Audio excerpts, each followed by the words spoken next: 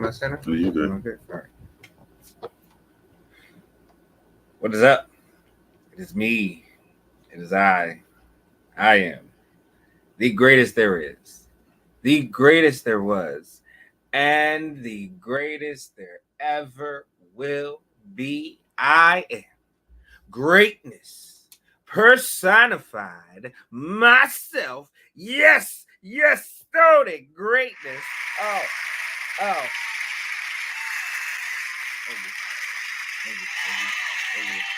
Thank you. Shut up. Thank you. I'm here with the man of the hour, the myth, the legend, the activist, the author, the conqueror, the educator, the entertainer, the empowerer, the inspirer, the breaker of bed frames. So show some respect and bend the knee, because they come from all across the world to see. The man who wears the crown that hangs 2 inches from the ground. He is your king. He is my king. He is King Kevyn.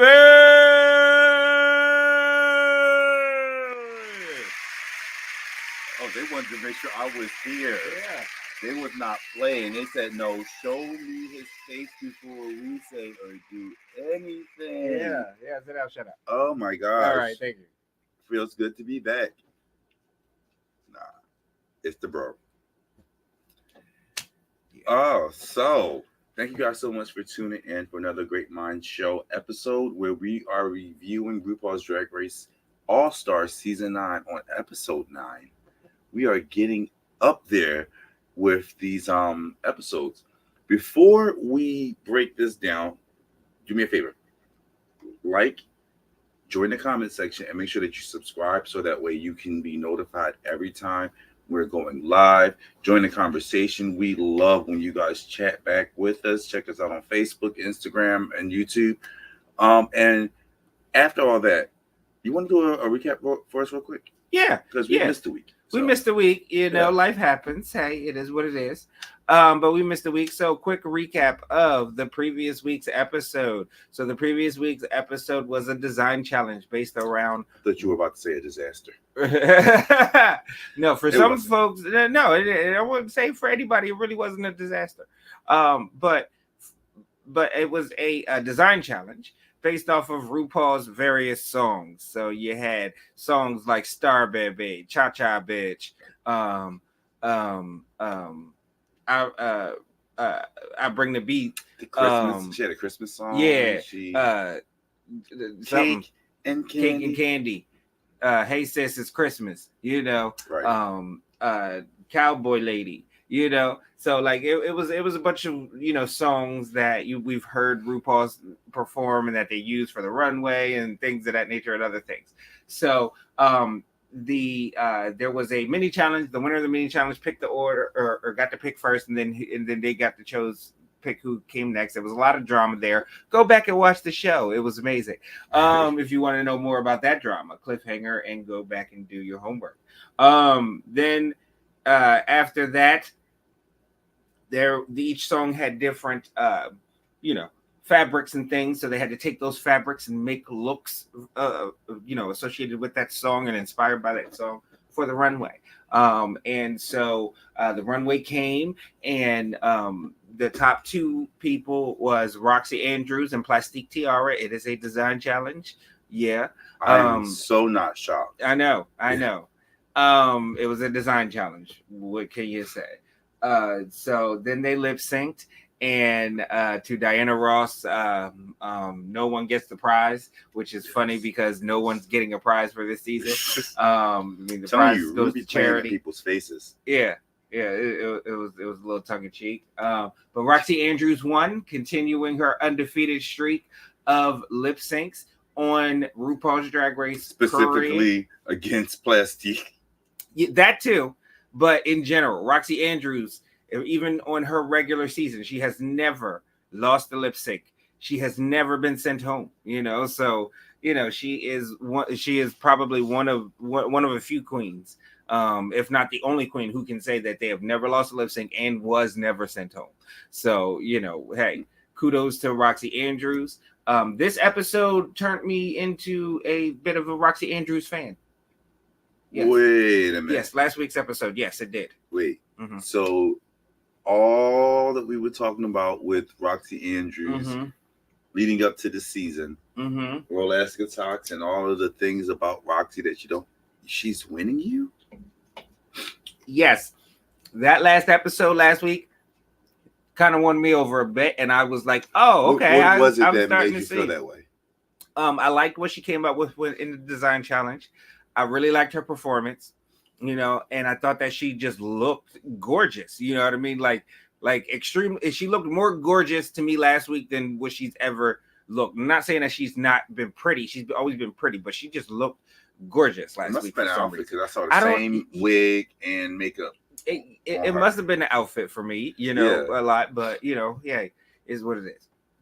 Plastique, flawless performance last week was just ridiculous. A star train, like that was beautiful. Like 8 feet. It was amazing. I want to highlight the construction that went into it because she masterfully did that. Yes, like layered stars, and they were nicely cut stars. It wasn't like some oblong star, that kind of like Gibbs star. No, not really, but symmetrical. Yeah, it was great. So Plastique continues to not win any money for her charity, but she has 4 badges now. Roxy Andrews also has 4 badges. One, almost $27,000 for her charity in Miami and stuff like that. I think it's called Circle of Love or something. But hey, congratulations to Roxy Andrews. She won the lip sync against Plastique. Then she got the Ruby Snippers, and this was the last time that the Ruby Snippers can be given out. They're going to the Smithsonian apparently, and Roxy Andrews did not waste no time and immediately presented those Ruby Snippers to Angeria Paris von Michaels. So for the last time, Angie gets the last scissor for the season. Which brings us to this week's episode. Before we get into it, do you think that it would have made a difference, Angie being snipped or not, in this particular challenge? Well, before you even know how they're going to do you feel like, because there's only so many people that can get snipped that would matter. Angeria is the ideal person, but do you think it would have mattered if she snipped her or not? I mean, Angeria definitely was the most obvious one to block. I would say that it would not have had any effect, honestly, on the outcome of this particular episode, knowing the outcome of this particular episode. But she was the most logical option because you couldn't block Plastique. Plastique was the only other option to block. But yeah, Angie was the next closest, in badge count. I guess I'm talking about like that because you have your expectations of who you think is going to do really well, not just per episode, but overall in the season. And it's like, I'm not gonna lie, a couple of people I'm a little not disappointed in, but I just wish I got more from. Got Mick. Yeah, even though her runway and what she did last week was awesome, Well, that's what I'm saying, because like it's again, no one's bad at all. It's just like who has the extra flair per week, right? And that's, I mean, we've been saying that from the beginning, but that's how I'm feeling about it. And I'm like, I wish to have seen something bigger. Although we are getting into this episode, and I think it's important that we talked about this episode right this week. So episode 9. The girls come in and they talk about who's been snipped and there'd be no more snipping, and if snipping was still a thing, if Angeria and Roxy Andrews would continue to just snip each other throughout the entire competition. And I think they would. I think it would be appropriate. It made it fun. After like the 3rd time, I was like, okay. Yeah, no, it was like, yeah, I'm glad that the Ruby snippers are out because I do think that it would have been a Roxy and Jerry's snip fest. Yeah. So yeah. But I mean, the compliment to that is that means that those two are the strongest two competitors, even Mhm. though, wait, yeah, I don't give it away yet. I won't. Even though Roxy has 4 badges Right. and Jerry only has the 3 Right. for now Yes. because the For game ain't now. over. Yes. Game is not over. And this week's episode is a very much good example of the fact that the game is not over until the drag queen lady sings, apparently. Until Nina West sings. Mm-hmm. So What she actually sang this episode. Yeah. Because it was the Rusical. Oh my goodness, we got a Rusical. We love the Rusicals. We love the Rusicals. So this one is called Rosemary's Baby Shower. Okay, and the premise is, we got a couple who moves into a New York apartment that is rented by, Satan worshiping landladies, and then they do their, Satan magic, witchcraftery, and then the girl ends up pregnant and they hold a baby shower, and these crazy horror icons are invited to the baby shower, and then the baby is born, and then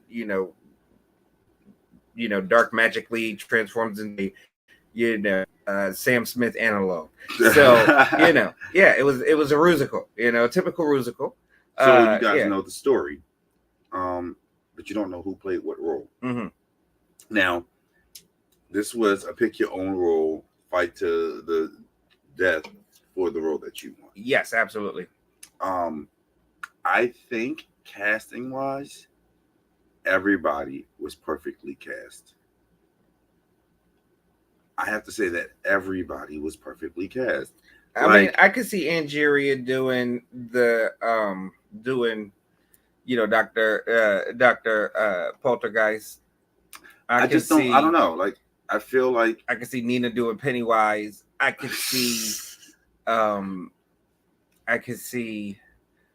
Roxy being one of the sisters and stuff like that, the landlord ladies too. All right. So I told Stoney how when I first watched the episode, I was in between sleep. I may have been like induced into some type of medical lettuce or whatever. Mm-hmm. So like I saw it, but I didn't see everything properly. So so Chanel ended up being one of the sisters who was the landladies. Mm-hmm. Fully awake, Chanel is definitely Chanel, but for whatever reason, I thought I was watching Roxy. And then Roxy she was comes kind of tan. Right. And then Roxy comes out, but I think that was the point too. Mm-hmm. Roxy comes out, and Roxy is dressed as Pennywise. And it took me a minute to realize I'm watching Roxy and not Nina. And I didn't realize that till Nina's character came out, who is Reverend Poltergeist, or whatever you call it. Dr. Poltergeist. Yeah. So when Nina came out, I'm like, okay, wait, Kevin, get your shit together, because this don't make no sense. But because of that, I really do feel like everybody was perfectly cast. Yes. And you do with your character as you are supposed to do. If you didn't do what should have been done, exactly, that is completely on you, because that role, even though you talk about and Jerry could have played other roles, the role that she had really was perfect for her. Especially playing off of Chanel and Plastique, because the sisters were talking to Plastique's character, Rosemary. So I feel again that this was perfectly cast. Again, we have Plastique and we have Chanel and we have Angeria, the first couple on set. And then thanks for watching us on Instagram. Just checking in with y'all. Thank you. So then Chanel mentions, or her character mentions, hey, we've invited, because there was a thing about wanting to be pregnant. Mm-hmm. Let's talk about that, because they wrote their own lyrics, didn't they? Or they didn't write their lyrics, but they had to they did their own vocals. They did their own vocals for the songs and like the talking parts. Mm-hmm. Then they had to remember choreography. Plastique's character, again, I think it was perfect for her. Could she have done more with it? Mm-hmm. Yes. especially the way that you vocalized it. Right. During the vocals and everything, and they did vocals with composer John Steinberg, I think is what his name was. So. And then you had the vocal coach there was Michelle Visage. So they would go in and they had the other girls off to the side of the main stage, and they would come in and record their vocals. And you know, the campiness that Plastique had put into the vocals should have came across in her performance. I do think that was a missed opportunity. So, in other words, her physical comedy could have been bigger. Yeah, it could have been bigger and matched the vocals. Okay. Yeah. I thought that Chanel was great. She definitely reminded me of the New York, coffee, Jersey Shore, or like Tan Mom, Jersey, the Jersey Shore, moms and things of that nature, like I'm the club, like those type, right. But great performance, Chanel. Yeah, it was awesome. She was in character throughout. Like, it was fun. Right. Even when she wasn't on, like, it wasn't her spotlight, she was still on point. And you believe that was the same person. You know how some folks fade in the background and then they become a different person. Like, I'm just standing back here. And we talk about that a lot. We see it a lot where queens do that, where it's like, oh, my lines come. Oh, I'm alive. And then, like, their lines are done. And then they just fade back into obscurity. But Chanel was present. Yes. She was having fun. And we love her for it. Right. Angeria was present. She was having fun. And we love Angeria for being Angeria. I just have one little issue. Get into it. I feel like with Angeria, sometimes she gets stuck in a mold. I do feel the same way. It's like, and I mean, she's not the only one who leans into what works for her. Because they all do it. That's the smart thing to do.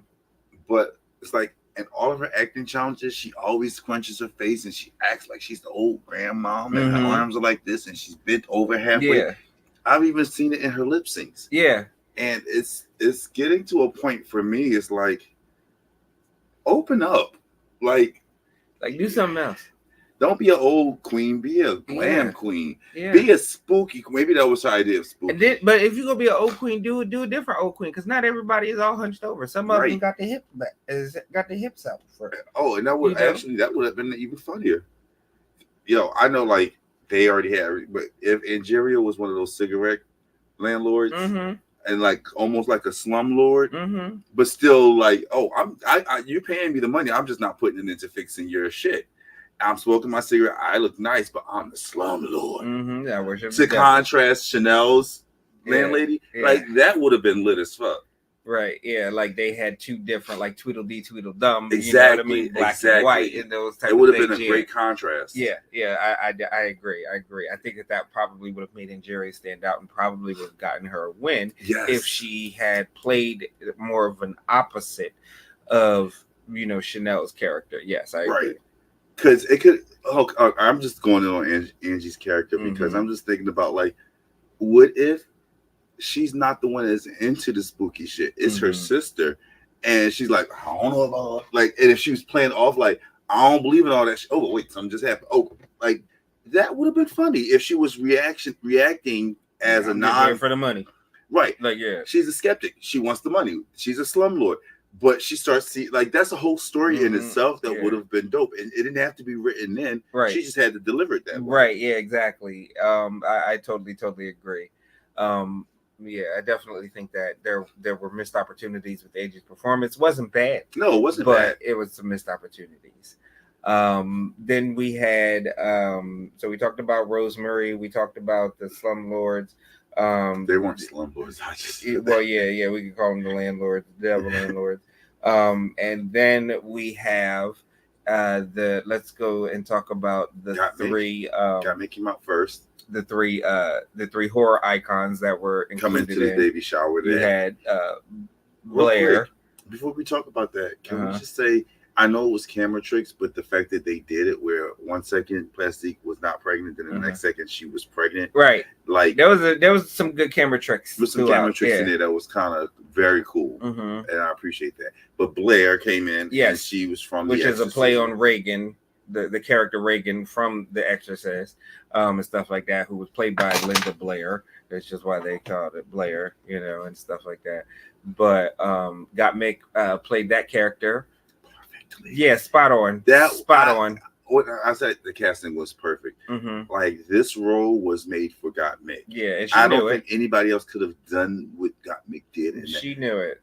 And more camera tricks and special effects. There was a moment where she was in the middle of the runway on stage, and some kind of way they had her wig spinning on her head the way you would see a head spinning. Yes, like those little things like that elevates the production so much more. And it was just the wig spinning, not the head or anything. But it was the illusion or her trying to move her head to make it look like it was spinning and stuff.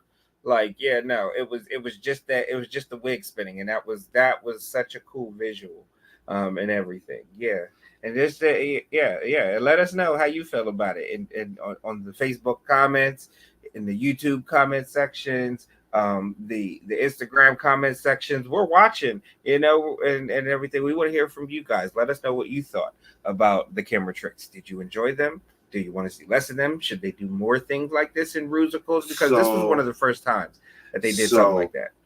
Last season 16 finale was the first time that we really got into what Ru was doing. When it was the pink limo thing and it opened up to them being on stage.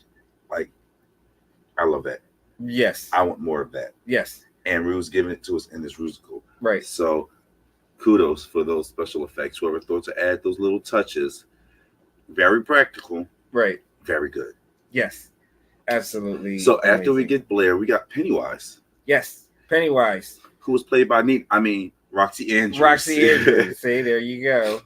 So one of the reasons I like Roxy in this is because Roxy is a doll and she got ugly. And it took me a while, even after I rewatched it and I knew it was her, I was still looking at her like, this is a totally different person. She embodied this character, head to toe, personality, everything. She stepped outside of Roxy and gave us Pennywise. And I freaking... Or a drag version of Pennywise, Definitely a drag version of Pennywise. Correction. But it was freaking amazing. The choreography... She was funny. She leaned more on camp than Blair, obviously, in the situation, but she was still sickening. Yes. So, yes. Then we have, in my opinion, the star of the show. And there's no reason for her to have been the star of the freaking show. Yes. Because she had a small part, but she shined so bright in her role. Yes. We have Georges as Megan, not the stallion, the AI doll. And I've said this off camera already. I've said this to Roscoe. I may have even mentioned it in a few weeks ago after the roast. Georges is stepping into her own. She's figured it out. Yeah. The Georges that we see today is not the Georges who walked in the workroom on episode 1. It just clicked, and it's like her level of drag has elevated so much. She's become so much more polished. Maybe it's because she's in good company, right? Which would make sense, because she could easily be looked at as one of the, even though she's not like known for design, even though she won that one challenge. How? Anyway, right? Today's Georges. Oh, all right. So let's talk about it. That was the lip sync. Yes. Her performance as Megan in the confessionals early on, she was concerned because it's like, how am I supposed to play this AI doll? Right. Like, am I supposed to be more robotic than real, or give more feeling and less robotic? And how, when I tell you Georges was spot on, right? Spot on. Her body, her height, her face, her delivery was freaking amazing. How did she become a star of the show? Yeah, she definitely tapped into, Megan. She switched it up between the robotic movements and then the fluid movements. And stuff. Like it was definitely the right balance. Her makeup and her look was spot on. Like, everything was good. Everything was good. And had a little nod to Monica Beverly Hills in the number and stuff. How about like that? Yeah, not a soaking clock. Yeah, not a soaking clock. All right. Yeah. So shout out to Georgia's girl. We see you. I'm proud of you. Yes, we are soaking that clock. So, so after Georgia's, finally the real Nina appears as Dr. Poltergeist. Yes. And this character I am in love with for Nina. This was a very strong performance by Nina. I would say she could have easily become top 2. Yeah. I would give 4 girls top 2. Yeah, I would say that there was the thing that kind of took me out with Nina was that there was some obvious snafus with the lip sync with her. And I don't know if those were different takes, because apparently behind the scenes, a little behind the scenes tea or whatever, if you will, they have they do the musicals 3 times, Oh, so it's like, I don't know if they chose to keep that in to kind of give you a little bit of a with the public and kind of, I guess, justify you not being in the top 2. I mean, I've seen a lot of other things happen to where a person shouldn't have been in the top 2 and they still did. So I would not have been upset. She would be one of the 4 girls that I would put in the top. Like, if I had to pick, I would take 4 of them, and any of them could have been top 2, and I would have been okay. But I can't tell you who they are because we haven't even talked about Miss Vanjie, because I freaking love the sexy ass Vanjie. Oh my God. She was Rosemarie's baby, who was born in like a matter of 30 minutes. And full grown into a full grown drag sexy queen. Demon cat that was gorgeous. Yeah. Her lyrics, her dancing, her look, her everything was just amazing. And with me saying that, my top 4 girls for this episode who I could have easily given the top 2 to would have been Chanel, Georges, Nina, and Vanjie. Right. Well, Vanjie did get a winner's edit this episode, so I can definitely see where you were getting that from. She killed it. She had the smallest role at the end of the show, and she stood out. She did stood out. Did she? She hit a triple, in my opinion. She came to the plate and hit a triple, which is good. It wasn't a home run, but it was a triple for me. I mean, I say that, and I'm just thinking of maybe Gottmik more so. Like, everybody was so good. Yeah, everybody was so good. Like, I could see trading out Vanjie for Gottmik. That's it. Yeah. Well, but regardless of what I say, they have their runway. Bring back my pearls. Yeah, so everything had to be pearl inspired and stuff. And so let's talk about our personal favorite looks of the runway. Okay. So because it was something I really, really, really love. All right, we were just talking about Vanjie, so let's talk about Vanjie coming out with like a half shell as a collar, a done-up hairdo, face beaded body, hips, like it was like a bodysuit almost, but it was all pearl, and it was draped beautifully on that sexy body, or on that gorgeous face. When I tell you, Vanjie ate that. No crumbs. None. Vanjie ate that. Yeah, I agree. Vanjie, as far as runway goes, Vanjie was definitely one of my top looks. Me personally, I just fell in love with Gottmik's runway. I mean, of course, everyone knows that I am a poster child when it comes to, Aries. I am the poster boy for Aries, and you give me some ram horns on anything, and I am a fan. Aside from that, she's the only one who did something outside of the box. Yeah, with black pearls at that. She And had that's black another reason why I pearls. love it, is because it was so beautiful and glowy. And then the thing, and I'm surprised that everyone went with, white pearls, because you can go, like, no one did pearl, like, or pearlescence. You know what I mean? Like there was different, so crazy if somebody did. Yeah, like, and when I say pearl, I mean like the cream kind of color, like that little, with this little specks of pearlescence in there. And then, like I said, and then you could have went full pearlescence with the kind of ivoryish, and then all the sparkly, rainbowy, holographic look and everything over top of that. Like, there was so many different avenues that they could have went with these pearls, instead of, I know that they have rose pearls and stuff like that too, but I know that those are expensive and stuff. And if you wanted to, but they got fake pearls. So, like, I want to talk about. RuPaul didn't say that it had to be real pearls in the runway, right? Right. Who gonna go up there and be like, No, George, just real quick.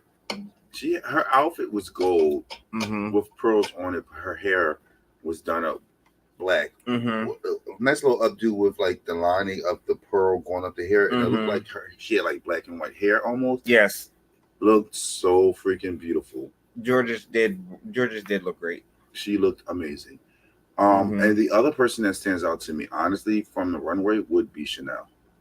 Yes, Chanel's was absolutely just out of this world, galactic to me. It was like, yeah, her makeup, her outfit, her concept, and it was one of the prettiest Power Ranger villain looks that I have ever seen in my entire life. Yes, like, it was. That's the perfect way to say it.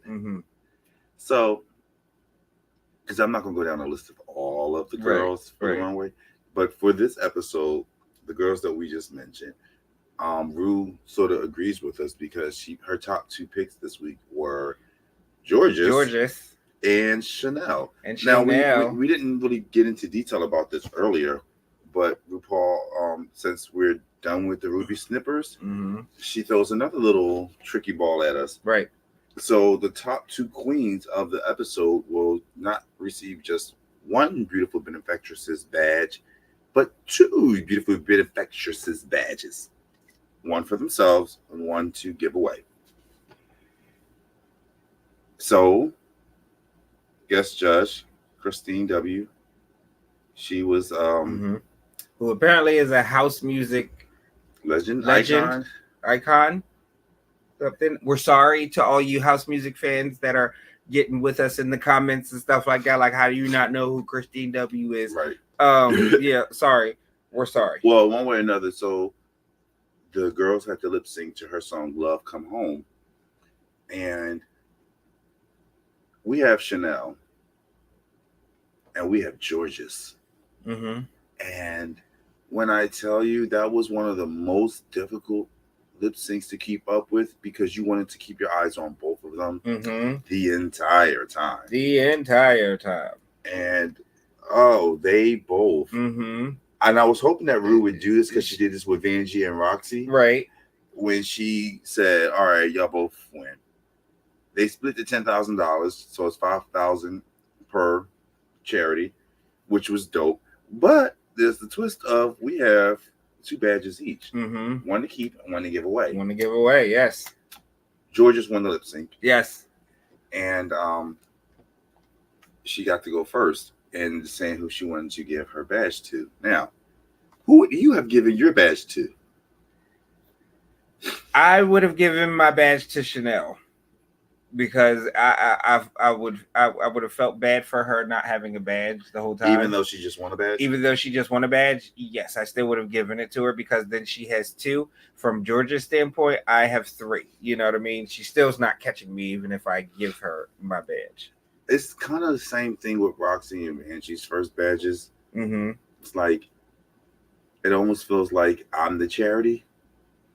And then to be getting the charity from Georges, it's like, my pride would be a little bit in the way. I'm not going to lie. It's like, I didn't earn that. And this is a pity thing.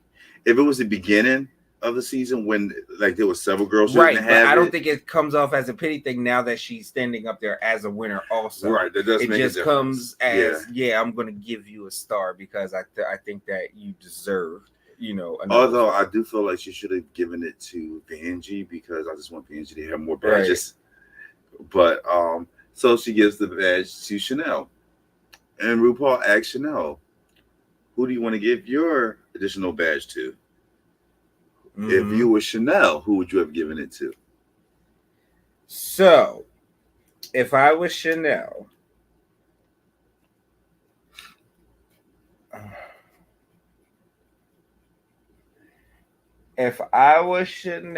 honestly, I probably would have gave it to either. Well, and the thing about it is, if you're Chanel at this point, is who would you much rather see at 4? Or right, or 3. You know what I mean? In the case of Got Mick, because I have the same amount as Got Mick. Right.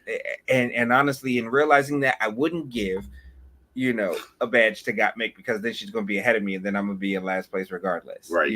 So I want to stick. Vanjie is at 2, Nina's at 2. Right. So I'm not giving the 2s any. I'm not, because they're going to pull ahead of me, and I don't know what the situation is next week. So I need to stay even with them at least. True. I'm probably going to give my beautiful benefactress badge to somebody who either I would want to see tied for the lead, or push somebody in position to get tied or push somebody. But at that point, I think Georges was the only person with 3, besides, because I think everyone else had 2 at that point. So once Georges won, Vanjie has 3. Not Vanjie. Angie has 3. Yes. Angie. Yeah. Okay. So and it was either, do you put Angie in or do you put Georges in? And Georges gave me one. So honestly, I owe Georges more than I owe Vanjie. Vanjie's looked out for her throughout the competition too, though. She has. I keep saying Vanjie, Angeria. Yeah, she's looked out for Chanel throughout the competition. So I could justify that, because I'm thinking, one, I'm not going to make 4 badges right now. So I might as well give it to, like you said, somebody who I want to see win, or someone whose charity speaks to me. Right. Which she has a charity for mental health, and so does Georges. Mm-hmm. So it actually does make sense for her to have given her badge to Georges. Yes, it does. Absolutely, I agree. So, yeah, the long way around to say the same thing. Yeah, we said it, but from 2 different, avenues. Yeah, I did the long math. Yeah. Okay. So, next week episode. Needless to say, Chanel gave, Georges her badge, and Georges gave Chanel her badge. So right Chanel has 2. Chanel has 2. Georges has 4 now. Georges has 4. Plastique has 4. Roxy has 4. Got Mick has 2. Nina West has 2. Wait, I'm gonna pull up the Vanjie has 2. All right, so yeah, the official beautiful benefactress badge count. So this is the badge count and earnings count. So Angeria badges, and she's earned $30,000. Mm-hmm. Got Mick has 2 badges, and she's earned $22,500. Georges has 4 badges now, and she's earned $7,500. Nina West has 2 badges, and she's earned $5,000. Plastique Tiara has 4 badges, and she's $0. Roxy Andrews has 4 badges, and she's earned $27,500. Chanel and Vanjie both have 2 badges and $1,000 in the bank. And that's where we are. So it looks like there's a clear top 3 right now. Yes, and the top 3 queens are who's going into the finals. So, now the question is, and what everyone out there and commenting in Instagram and Facebook and YouTube and everything, you guys are wondering who our tops are. Who our top 3 are and who our bottom 2. So let's go ahead and give our predictions as to who we think right now are in the catbird seats when it comes to being in the finals. Okay. So I'm just for the sake of doing the bottom 2. Mm-hmm. I'm sorry, Chanel, you're still in the bottom for me. Yeah. The issue would be Nina or Vanjie at this point, Right. who's sitting down there with her. Mm-hmm.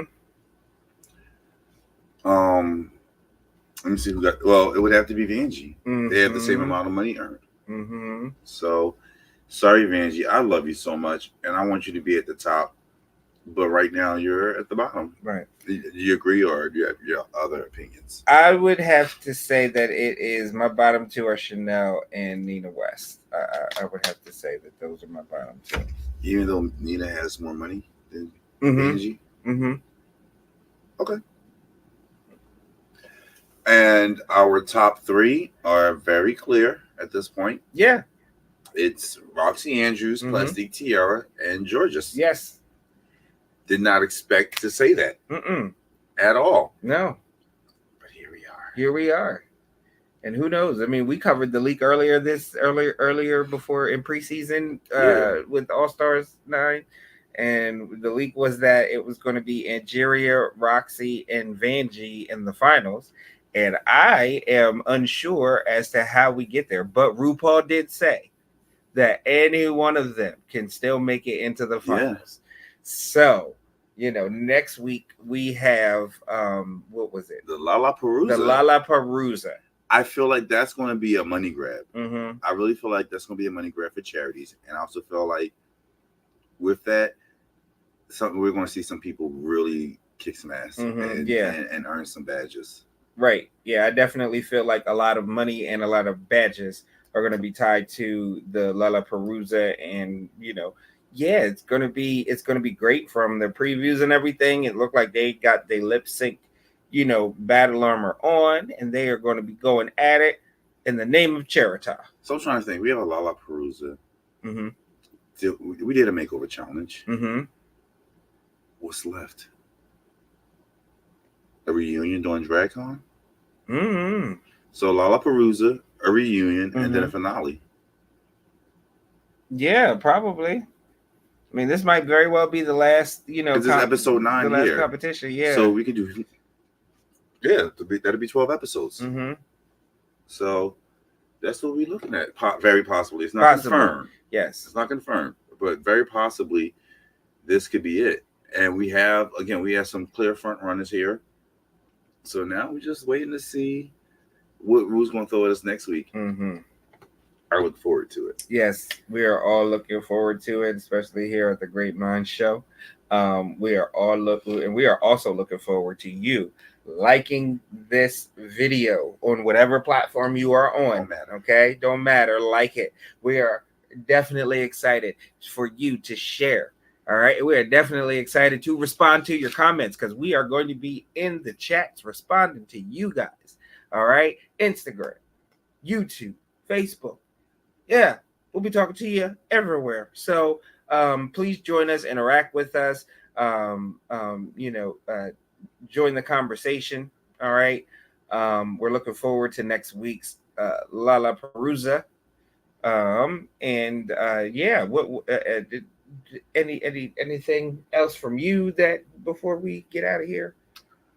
No, I'm just excited for you guys to join us again next week. Yeah, same King Kevyn time, same King Kevyn channel, same great time and greatness channel.